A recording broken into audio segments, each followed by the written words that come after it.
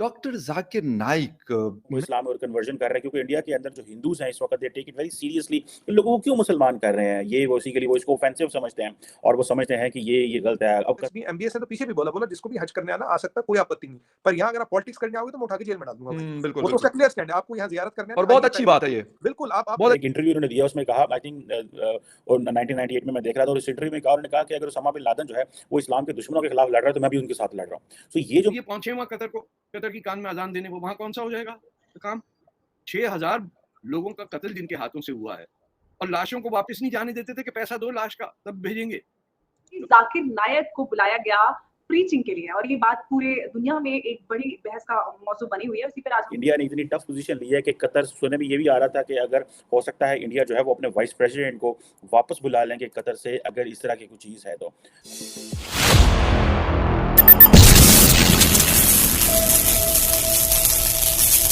वो उसके कई ग्रेड होते हैं ना, एक गटर ग्रेड भी तो है आजकल, टॉप जी। ग्रेड जा रहा है मुसलमान, यानी वहाँ गटर के बगैर सॉरी कतर जो है उसके बगैर आप अगर उसमें धुल ना जाए, वॉशिंग मशीन जो लगाई है उसमें, और उसमें खून ना हो थोड़ा सा कुछ नेपालियों का और हिंदुस्तानियों और बांग्लादेशियों का, तो आदमी मुसलमान नहीं हो सकता। अच्छा आजादी सर, मेरा जी सवाल आपसे ये है कि कतर में जो ये पूरा आयोजन हुआ है, पूरा स्टार्ट हुआ है फीफा वर्ल्ड कप, इसमें जाकिर नाइक को जो इनविटेशन मिला है, इसके बारे में आपकी क्या सोच है? क्या ये वहां जाके इसकी सुनेगा नहीं, इसकी वो 13 का पहाड़ा जैसे नहीं होता है, तो बच्चे से पूछा कि सुनाओ, तो उसने कहा बोले ये क्या बात है, बोले साहब ट्यून याद है, अल्फाज याद नहीं गाने के। तो उनका ये क्या है कि ये हमें ट्यून याद दिला देते हैं, अरे भाई कहाँ अपनी बदसूरत शक्ल लेके किधर जाओ मलेशिया में। आप अंदाजा लगाइए कि उसको एज हालांकि नॉन हेट मॉन्गर है, उसका इन्वॉल्वमेंट है स्मगलिंग में, उस पर इल्जामात है, वो जहाज में उड़ के चला गया बदतमीज, वहाँ जाके अच्छे खासे जो लोग हैं नाच रहा है कि बियर नहीं बिकेगी, बियर नहीं बिकेगी, बियर नहीं बिकेगी, क्योंकि अच्छा ये वो प्लेयर्स ने लगाया था एलजीबीटी कम्युनिटी की सॉलिडारिटी में, ये उतरवा दो। मतलब खेलना है नहीं, आपने आता आपको कुछ है नहीं, रिश्वत दे के आपने मैच लिया वहां पे, यानी बेईमान 40-40 हजार डॉलर के पैकेट बना के जिस होटल में फीफा वाले वोटिंग कर रहे थे वहां पहुंचा के आ गए, रिश्वत दे के चोरी करके वर्ल्ड कप कर रहे हैं, और शुरू कर बोले नहीं इस्लाम से हम शुरू करेंगे, यहाँ तिलावत कुरान पाक होगी। अरे उसको तो तुमने कब से अलविदा कह दिया, इस्लाम को और सच्चाई को, जिसको भी है। 6000 6500 तो हमारे हिंदुस्तानी, पाकिस्तानी, बांग्लादेशी और नेपालियों को मार के उनकी बॉडीज अभी तक स्टेडियम के अंदर कंक्रीट में पड़ी हुई हैं, वहां जाके इस्लाम का बोलबाला होगा। मैंने तो शुरू से बॉयकॉट, ये पहुंचे वहां कतर की कान में अजान देने, वो वहां कौन सा हो जाएगा तो काम?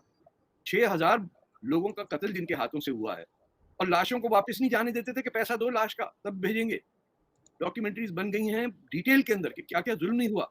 ऐसे इलाके थे जहाँ ये आपके जो मौलाना साहब गए हैं वहाँ, इस रंग के हमारी शक्लों वाले लोगों को कहा था कि आप कतर के डाउनटाउन के एरिया में नहीं आएंगे क्योंकि आप लोग बदसूरत हैं। यहाँ गोरामैन आएगा, गोरामैन जाएगा, तो हम लोग कहेंगे कतर इज डेवलपिंग। तो ये पूरा एक अलग एरिया था जहाँ पे आप और हमारे जैसे लोगों की औकात जो है वहाँ ढका हुआ था कि आपका वर्कर कहीं अलग से नजर ना आ जाए।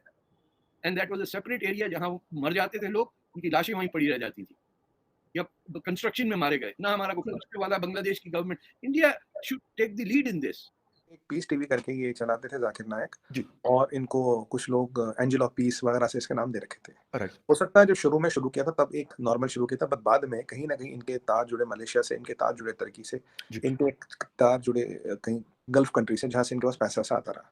ओके। फिर इन्होंने रेडिकलाइजेशन ऑफ यूथ शुरू कर दी, धीरे धीरे रेडिकलाइजेशन ऑफ यूथ शुरू कर दी। राइट। अब जो बांग्लादेश में टेरर अटैक हुआ था, वो जो टेररिस्ट थे जो बांग्लादेशी थे, खुद उन्होंने खुद बोला वे रेडिकलाइज में जाकिर नायक। अब इनका रेडिकलाइजेशन टर्की में देखा गया, पाकिस्तान में देखा गया, काफी इस्लामिक कंट्रियों में देखा गया। 7 या 8 इस्लामिक कंट्रियां ऐसी हैं जहां इनका एंट्री बंद मना है, और कुछ ही इस्लामिक कंट्री ऐसी जहां इनकी एंट्री खुली थी। जब इन पे यहाँ प्रेशर डाल गया, इन पे रेड हुई, वहाँ डॉक्यूमेंट्स मिले, वहाँ दस्तावेज मिले, वहाँ सबूत मिले, उससे पहले इंडिया से निकल गए। ये he ran away from India, India ने इनको भगाया नहीं, he ran away from India. Okay. पहले किसी और कंट्री गया, फिर वहां से मलेशिया में इनको सपोर्ट करने वाला था महातिर मोहम्मद के टाइम में मलेशिया, इनको प्रोटेक्शन मिली, वहां से कुछ पीस टीवी वगैरह कुछ वहां से कुछ चला रहे थे।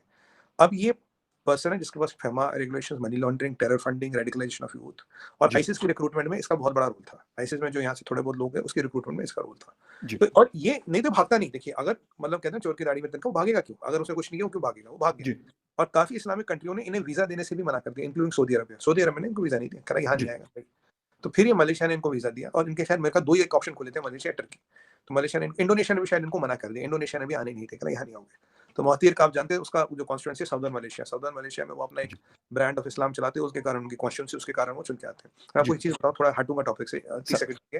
जी जी अब मैं मलेशिया और इंडोनेशिया कहीं बार जा चुका हूँ। सबसे हाईएस्ट मुस्लिम पॉपुलेशन है इंडोनेशिया में, बिल्कुल दुनिया में। जी पर अगर बिल्कुल आप इंडोनेशिया के अंदर जाएंगे और मलेशिया के अंदर जाएंगे, तो अलग अलग दुनिया है। जो मलेशिया ट्रूली एशिया लगता है पर वैसा है नहीं। जो इंडोनेशिया का ऐसा नाम नहीं, इंडोनेशिया है। इंडोनेशियन का इंटेलिजेंस चीफ क्रिस्टियन आ चुका है। इंडोनेशिया में जो अभी सुकार्नो की बेटी थी उसने हिंदुज्म को कन्वर्ट किया। इंडोनेशिया में आपको वो, अगर आप कहीं भी अंदर जाओ यू आर सेफ, वो आपको वो रैबिट ब्रांड ऑफ इस्लाम नहीं दिखेगा। ओके मलेशिया में, साउदर्न मलेशिया में आप अपनी बीबी का हाथ पकड़ के बीच पे नहीं चल सकते। ओके ये फर्क है वहाँ पे। मलेशिया में राइट कॉन्सेप्ट ऑफ भूमि, भूमि मतलब वहां का बंदा, मतलब वहां का बंदा मुसलमान, वो भूमि है। जो हिंदू वहां का वो भूमि नहीं है, जो क्रिश्चियन है वहां का भूमि पुत्रा नहीं कहा जाता। जी इंडोनेशिया में ऐसा कुछ है नहीं। तो इंडोनेशिया में जो आपको दिखेगा माहौल, it is much better, multiple times better than Malaysia. इसलिए इंडोनेशिया ने भी इनको आने नहीं दिया। अब ये मलेशिया जाते हैं, फिर इनके पास ये भगोड़ा घोषित हुआ, ये सब चलता रहा। जी इंडिया वापस आया नहीं, वहां चोरी छुपे बैठा। अब हुआ क्या, ये अब जो भी कर रहा था, अब यहाँ इतना इम्पैक्ट तो रहा नहीं। अब हुआ कि फीफा वर्ल्ड कप में जगदीश धनखड़ साहब जो हमारे वाइस प्रेसिडेंट है, उनको इनॉग्रेशन के लिए बुलाया गया। जी तभी खबर निकाली गई भाई जाकिर नायक आ रहा है। और अभी जो मीडिया से खबर आई है, जो कुछ सोर्सों से आई है, कुछ मीडिया इदारों से भी खबर आई है, जी इंडिया ने इस पे इतराज जाहिर किया। मैं भी 2 दिन पहले नेशनल टीवी पे डिबेट थी, मैं भी उस पे था। मैंने कहा यार इंडिया अगर इनको जाकिर नायक को बुलाना, फिर इंडियन वाइस प्रेसिडेंट को बुलाने का मतलब ही नहीं। जी अगर उसी जमीन पे, उसी पोडियम पे ये 2 लोग हो तो मतलब ही नहीं ना। You have to choose one. या तो आप उनको बुलाइए, इनको बुलाइए, you have to choose one.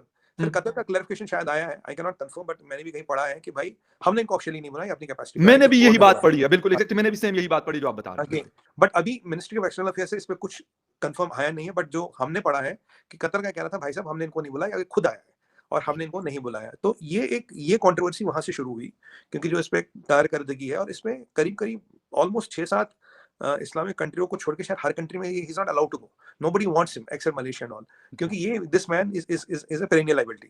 और इसके जो आईसिस से कनेक्शन जुड़े, आईसिस सर के मैं यही रिक्रूटमेंट। बात पे मैं आना चाह रहा था कि ये कुछ इस किस्म की चीजें जो मैंने थोड़ी बहुत पढ़ी थी और फिर मुझे जो समझ आई वो ऐसा था कि वो उस आइडियोलॉजी को शायद ये काफी हद तक सपोर्ट करते रहे। उनकी जो चीजें थी, जो खिलाफत वलाफत की कहानियां उन्होंने सुनाई हमें, सीरिया और इराक की जो तबाही थी, if I am not wrong, तो गालिबन थोड़ा बहुत ये नहीं बल्कि काफी हद तक सॉफ्ट कॉर्नर रखते थे उन चीजों के लिए। नहीं, सॉफ्ट कॉर्नर नहीं रखते थे, लोगों को प्रोत्साहित करते थे, मुस्लिम यूथ को रेडिकलाइज करने का बड़ा काम करते थे। राइट। तो ये मुस्लिम यूथ को रेडिकलाइज करने का, he was a very sophisticated operator. देखिए एक जो टिपिकल मौलाना होता है भाई, अंग्रेजी नहीं जाते, हिंदी मतलब लोग कहते हैं यार ये तो ऐसे ही है, मतलब ये ऐसे ही कर रहा है। ये जी पढ़ा लिखा अंग्रेजी बोलने वाला व्यक्ति, खड़ा सूट और टाई में बोलने वाला बिल्कुल व्यक्ति। तो एग्जैक्टली इसकी जो एक जो इसका एक पर्सोना था, एक इमेज से और बनती थी। उस पर्सोना को लेके जो एक पढ़े लिखे यूथ का भी कनेक्ट इससे ज्यादा था। देखिए मुल्ला मौलाना बिल्कुल अनपढ़ यूथ को यूथ के रेडिकलाइज, साथ ज्यादा कनेक्टिव में इनकी हाँ, जो स्पीचेस वगैरह होती थी ना टीवी पे देखता था तो बहुत ज्यादा यूथ यूथ ही दिखते थे बैठी आपको। होती थी दूसरी मोस्टली बात आपको मतलब। बताऊं, ये जो मुल्ला मौलाना होते हैं, अनपढ़ लोगों पे इनका ज्यादा वो रोल चलता, जिन्हें ज्यादा दुनिया की नहीं पता। ओके बिकॉज ये इंग्लिश बोल पाता था, इसलिए इसका जो एरिया ऑफ स्पैन था बहुत बड़ा था, और बॉर्डर्स भी रेडिकलाइजेशन कर सकता था। यस देखिए हिंदी उर्दू बोलने वाला है पाकिस्तान इंडिया के बाद खत्म, ठीक है। बिल्कुल यस अब जो अंग्रेजी बोलने वाला, उसकी तो टर्की में भी पहचान है ना, उसकी तो सीरिया में भी होगी, अमेरिका में भी है, दमन कनाडा में भी, हर कभी जगह। कहीं कहीं भी कर सकता है, उसका पहुंच बहुत बड़ा हो जाता है। जी और ये अपनी एक बड़ी वेस्टर्न सी इमेज देता था, सूट टाई व्हाइट शर्ट। और अच्छा ये तो बाकायदा लोग कहते थे कि जी हाँ देखिए जी फलां की मिसालें दी हाँ, जाती थी, मैं जो ये आपको बात पहले, बता रहा 10-12 साल पहले। हाँ, हो सकता है पहले ऐसे गए। तो फिर जब इसने आईसिस की रिक्रूटमेंट में इसका नाम आया, जब टेररिस्ट कह रहे we were influenced by Zakir Naik, जो बांग्लादेश में उन्होंने बहुत बड़ा टेरर अटैक किया था, शायद 17-18 लोग मरे थे बांग्लादेशी उसमें। जी तो उन्होंने कहा we were influenced by Zakir Naik. अब ये जो पढ़े लिखे लोगों इनके को खिलाफ वहाँ केस भी है ना सर, केस है, बिल्कुल। बांग्लादेश में है, मैं भी इसको पढ़ रहा था तो हाँ बिल्कुल, केसेस हैं। बांग्लादेश में केस है, और जैसे सऊदी अरबिया ने भी उन्हें मना कर दिया कि आप यहाँ नहीं आ सकते। इंडिया ने कतर के साथ इस इशू को उठाया है कि फीफा वर्ल्ड कप के दौरान जो जाकिर नाइक हैं वो कतर में वो पाए गए हैं। और अगर आपको याद हो कि इंडिया के जो वाइस प्रेसिडेंट आई थिंक वो भी कतर पहुंचे हुए थे, और जो कतर का एक सरकारी स्पोर्ट्स चैनल है अलकास प्रेजेंटर अल हाजरी के नाम से, उन्होंने एक ट्वीट भी की और कहा कि जो शेख जाकिर नाइक है वो कतर में है और वो वर्ल्ड कप के दौरान कई मजहबी लेक्चर देंगे। इधर जारी बात है सोशल मीडिया पर बड़ा शोर मच गया, जाकिर नाइक ने भी कतर में लेक्चर देने की तस्दीक कर दी। और अगर आपको याद हो कि इंडिया के अंदर जो जाकिर नाइक के ऊपर मनी लॉन्ड्रिंग और हेट स्पीच और नफरत इंगेज जो तकारीर है उसके हवाले से उनके बड़े इल्जाम थे, और उनकी जो कतर आमद पर जो है वो शोर मचा दिया। अब जारी बात है कि ये कहा जा रहा था कि इस जो जाकिर नाइक के कतर आने पे इंडिया और कतर के दरमियान मामलात जो है वो कशीदा हो सकते हैं। लेकिन पहले तो इंडियन वजारत खारजा जो है इसने उसके ऊपर कोई बहस नहीं की। लेकिन अगर देखा जाए तो over the period of time later on, ठीक है जी, वो एक सुनने में आया कि अभी फॉरेन ऑफिस को बताया गया है, इंडियन फॉरेन ऑफिस को बताया गया है कि ये जो जाकिर नाइक आए थे ये बेसिकली ऑफिशियल विजिट पे नहीं आए हुए थे। आप देखिए इंडिया जो है वो जाकिर नाइक के ऊपर क्यों इतना ज़्यादा वो कर रहा है, उसकी वजह यह है कि जो जाकिर नाइक है वो कहते हैं कि इंडिया के अलावा बांग्लादेश में भी जाकिर नाइक जो है उनके खिलाफ एक तो नफरत अंगेज तकारीर और इंतहा पसंदी जो है एक्सट्रीमिज्म को फ़रोग देने के ऊपर उनके इल्ज़ामात हैं। और जाकिर नाइक ने मलेशिया में पनाह ली हुई है, वहाँ के ही बेसिकली रहायशी हैं। अब अच्छा मज़े की बात है, सिर्फ जाकिर नाइक के ऊपर इंडिया या बांग्लादेश में नहीं, कनाडा, श्रीलंका, बरतानिया में भी आई थिंक इनका जो पीस टीवी नेटवर्क है उसके ऊपर पाबंदी है, जहाँ पे ये कहा जाता है कि ये अहमदियों शियों के बारे में बड़ा जो है वो बातें उनके खिलाफ करते हैं। और बेसिकली जो इंडिया को बड़ा प्रॉब्लम ये था कि बहुत ज़्यादा ये कन्वर्जन्स करते हैं, लोगों को, हिंदुओं को मुसलमान कर रहे हैं, हेट स्पीच कर रहे हैं। अब इंडियन हुकूमत या इंडिया के लोग क्या चाहते हैं जाकिर नाइक से? सजा चाहते हैं उसकी या क्या हमारा पॉइंट ऑफ व्यू बिल्कुल सिंपल है फखर भाई, ये जी। यहाँ से भगोड़ा है। ठीक है, राइट। इसको डिपोर्ट करके इंडिया भेज दो, let the rule of the land decide. जो उसने किया है किया है, जो उसकी सजा मिलनी होगी मिलेगी। पर ओके। ये जो मलेशिया में जो आप देखिए क्या हुआ, मलेशिया में आपकी बार क्या हुआ, आपने हमारे भगोड़े को रखा, जी। आपने उसको शायद नेशनलिटी भी दे दी, आपने उसको पासपोर्ट भी दे दिया। जी। यहाँ कहीं ना कहीं ये पेज फंसा पड़ा है, रिलेशन में मलेशिया के साथ पेज फंसा पड़ा। और जब तक महातिर मोहम्मद का इन्फ्लुएंस रहेगा मलेशियन पॉलिटिक्स में, तब तक ये पेज फंसा ही रहेगा। मज़े की बात है कि जाकिर नाइक को अमन का सफ़ीर भी कहा गया। ठीक है जी। और ये सिर्फ और सिर्फ ये समझते हैं, ये वो बेसिकली मुसलमानों का शायद एक ग्रुप है जो समझता है कि हमें कन्वर्जन्स करनी चाहिए या विद इन जो इस्लाम जो लोग हमारे फ़िक्र से नहीं मिलते उनको टारगेट हमें करना चाहिए। और बांग्लादेश में भी ज़ाहिर बात है, अब देखिए 2 बड़े मुल्क इस खित्ते के साउथ एशिया के, उन्होंने उनके ऊपर पाबंदी लगा दी। बांग्लादेश में भी इनके ऊपर पाबंदी लग गई। और दूसरा जैसे आप ये कह लें कि एक दफ़ा बांग्लादेश में 2016 में एक वाक़या हुआ, मैं आपको बता देता हूँ, जिस वाक़ये में तकरीबन 29-30 लोग जो थे वो हलाक हुए। और जब उसकी इन्वेस्टिगेशन हुई तो पता चला कि वो कहते थे कि हम जाकिर नाइक की तकारीर से मुतासर होते थे, जो जाकिर नाइक बातें करता था हम उससे बड़े मुतासर होते थे। और ये चीज़ें हैं। सो मेरा ख्याल है कि जाकिर नाइक इंडिया छोड़ के तो मलेशिया चले गए। इंडियन हुकूमत ने उनको मफरूर करार दे दिया।